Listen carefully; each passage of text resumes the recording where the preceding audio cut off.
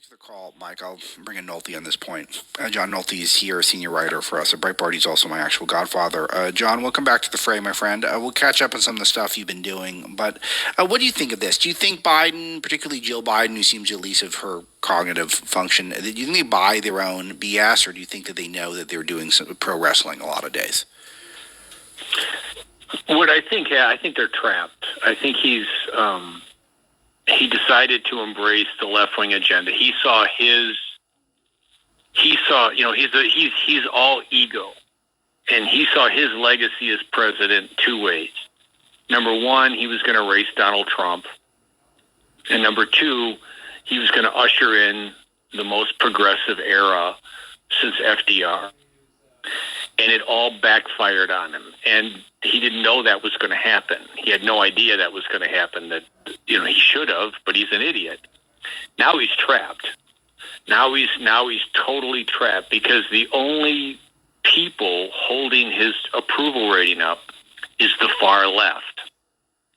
And if he abandons them and opens up drilling, which he needs to do to bring down gas prices, or if he abandons them and closes the border, which he's required to do by law, or if he abandons them and stops spending all this money, his approval ratings will hit the 20s. So he's already sinking into the 30s. So he's trapped now, and his entire agenda, his entire presidency will explode. So that's the situation I think he's in. I think he's stupid. He didn't know that all this stuff was going to backfire on him. He thought he was going to usher in this amazing progressive era and bring us into utopia. And now he just can't do anything about it, because if he backs off, then he's going to be in even more trouble than he's in now. I think you're correct on this, and it's most profound in the energy sector, where he is showing his desperation with the gas tax hikes, the gas tax holiday, and the Biden bucks. We're going to get debit cards or something sent out to us. We can only use at gas stations. However, they're going to enforce that. Seems expensive to implement that.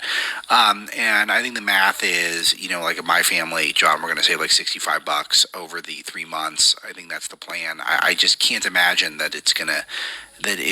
However he does this is going to mean much for most Americans, and it reveals that he's got nothing up his sleeve aside from, of course, he could just drill. He could just expand our abilities to tap our natural resources, expand permits, etc. But he won't do that, because why? His left-wing base. He will lose them if he does that, because they're so committed to the climate change agenda, the green agenda, that they will simply not go along with it. Yeah, and the other thing he could do is expand refinery capacity. He keeps yelling at the oil companies to refine more oil, because if we can refine more oil, we can bring more in. Well, we're at our refining capacity now, and they won't approve building new refineries. So that's another thing he could do, and he just won't do it. So the whole idea, originally he honestly thought, I believe, that he could usher in the electric car era. But these cars cost $80,000, and you can't push people into electric cars using the government. That never works. The market has to do it. When we moved from cable TV to streaming, why did we do that? Because streaming's awesome. Everybody loves streaming. It's cheaper. There's no commercials. You can watch whatever you want, whenever you want. That was all done organically. The government had nothing to do with it. If we're going to move to electric cars, that's how it's going to happen. We're going to buy electric cars because they're so awesome and they're affordable. But the government is trying to force us into them by exploding the cost of oil, which of course explodes the cost of electricity to charge your car, because it's all run by oil and coal. So that's another thing, and they just don't understand how the market works. We were in Chapel Hill camping in a state park, and the storm came through Friday afternoon about 4:00, and we lost all electricity for 48 hours. It didn't come on until about 5:00 Sunday, and it was just, Saturday was the worst. It was, I think you cannot tell, if you want to appreciate the basics like electricity, lose it for a couple of days in the middle of a heat wave. I had to put the dogs in the car and turn the air conditioning on for them. It was a brutal couple of days, and the nights were the worst trying to sleep through that. I'm very spoiled by air conditioning. No, I know that, and you've written about this in the past, and I think it's a very important point, which is that it is a strange and beautiful thing how we're able to just calculate our climate within a couple degrees in our house after millennia of us basically just being at the whim of the sun. And whether or not we have enough beaver pelts around us to drape ourselves when it gets cold enough. And just, now we're just it's frustrating to me because I can only get my house to about 68 or 69 degrees, and sometimes I want it cooler than that. And I looked into what that would cost, and it'll be like $60,000 for me to be able to install a machine because the 68 degrees isn't good enough for me. Like, I want to go lower in the heat wave, and it's all so absurd. It's all so absurd, and we're all so lucky, and we all forget it. But I'm worried. Joel Pollack has a column coming out tomorrow on this topic about how he's very concerned as a Californian who also has roots in South Africa, both places that have rolling blackouts, and in South Africa, there are places where the state energy company will just shut off the energy for people when there's too much demand on it. And this could be coming here if we continue to act like morons, which is what we're doing when we're in an energy crisis. And what are we doing? What are we incentivizing our energy companies to do, John? It's carbon capture. It's not drill, baby, drill. It's not figure out ways to more efficiently extract our own energy, to use fossil fuels in a more efficient way to keep us functioning and thriving. Well, it's all part of the global warming climate change hoax. It's all about using that phony crisis so the government can capture more power, so that the left can create the America that they want to create, where they live in high-rise apartments with central air conditioning, and the rest of us toil, in these massive apartment complexes with about 400 square feet of living space, and we're supposed to like it, even though there's no air conditioning. And that's what they want. That's the goal. So they've created this hoax, and now in the United States of America, in the 21st century, people don't have enough electricity. They don't have enough water. And in California, no less, which, California used to be the magic state. It was a state where you went because all things were open and all things were possible. And now they don't have enough water because they won't build desalination plants, and they won't build reservoirs because, it's going to hurt some mollusk or something. And they won't create enough electricity because they're worried about this total BS about global warming. Excuse me, I lived there for 10 years. It's just becoming a third world country, because in a third world country, you don't get enough electricity and you don't have enough water. And they would love to do that to the rest of the country. That's what they want to do. Gavin Newsom's living high on the hog. He's not worried about any of this stuff. It's fine with him. And he thinks, he's like Hitler and Stalin. It's all about the quote-unquote greater good. I see society this way. And if I got to kill a whole bunch of people, and Stalin killed more people than Hitler, that's worth it, because I am the God creating the utopia. And that's what they want to do to the rest of us. Of course, first they have to disarm us.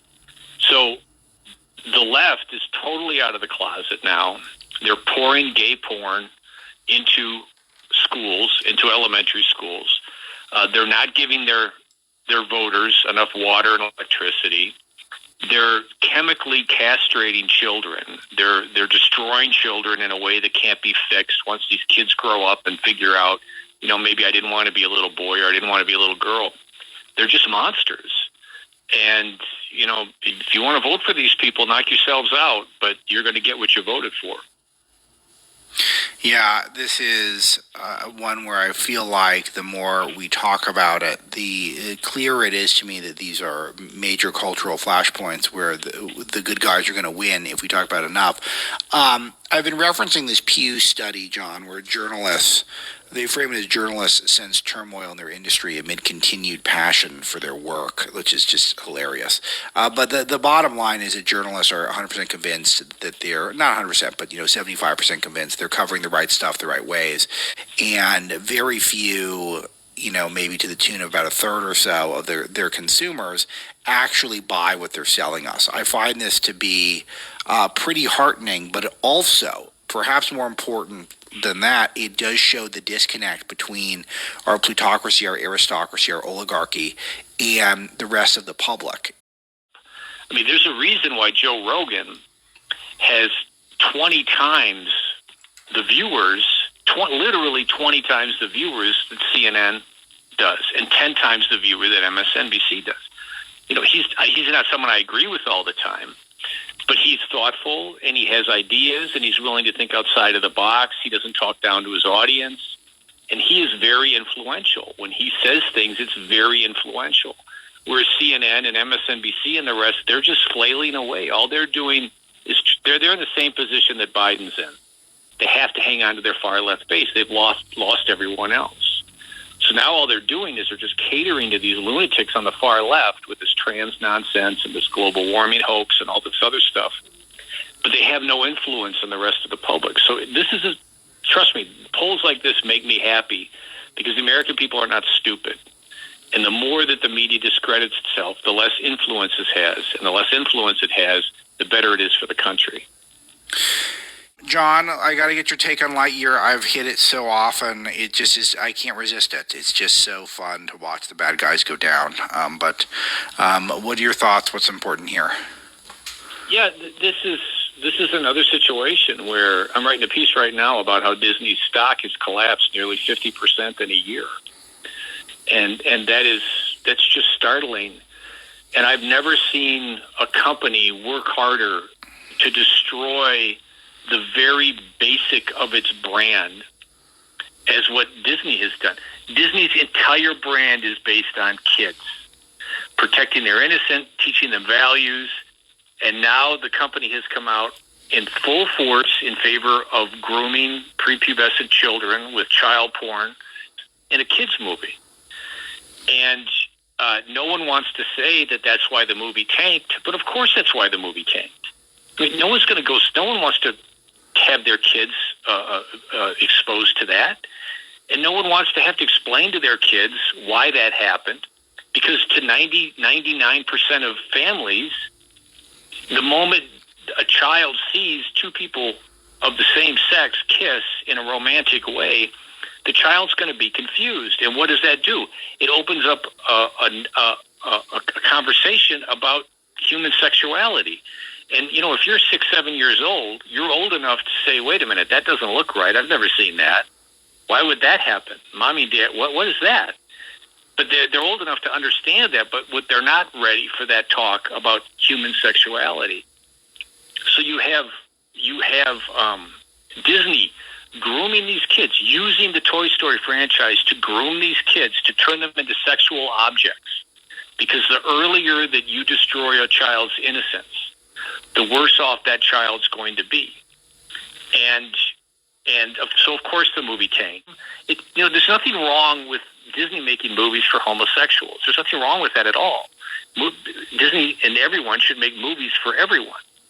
But you don't put it in a mainstream kids movie because kids aren't ready for that. They don't see it, and it opens up a conversation they're not ready for. And so that's why it's not working. They can't rewire human nature. They think they're making Sidney Poitier movies, but with gay people, and they're not doing that.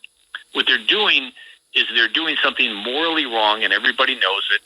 And not only that, and no one wants to talk about this, but same-sex sex makes 90% of heterosexuals like myself uncomfortable. We don't want to watch it. We're not wired that way.